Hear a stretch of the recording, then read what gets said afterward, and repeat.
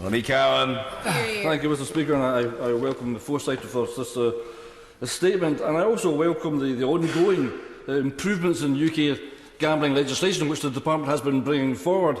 And I appreciate and welcome the consultation to increase the age of playing the National Lottery to 18. I do not think that the Government should be differentiating between lotto and scratch cards. It should be 18 for all, and I am concerned that in the report the Government felt the need to put the statement in. My initial view, based on the evidence reviewed so far, is that such a split could be the best approach. We are approaching a gambling epidemic in the UK, and the grooming of young adults into the gambling arena should be stopped, and it should be stopped now. The Gambling Commission has mentioned a number of places in the statement, and I have concerns that extra administration will consume their budget, which should be targeting gambling-related harm. Last year, the National Lottery paid its CEO £100,000 more than it donated to gambling charities. And once again, I will take the opportunity to remind the Secretary of State that my preferred option is a mandatory levy.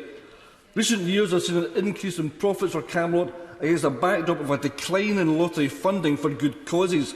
And while this must be addressed, we should never forget that we are using gambling to raise funds for charities, and that charities exist because government has let down particular areas of our society. Many of the charities being supported should actually be government funded in the first place.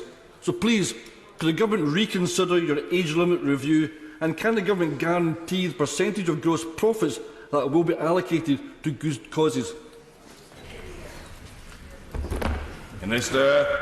I thank the honourable gentleman for his comment and his hard work in terms of protecting the vulnerable when it comes to gambling, and I absolutely share this view that we should be protecting everybody when it comes to elements of harm.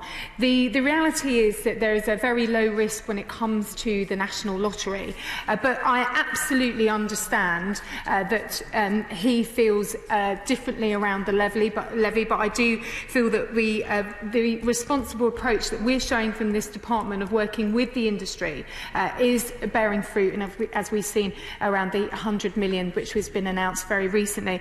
As I say, the consultation for the age is on all National Lottery products, and of course I will welcome his and others' response.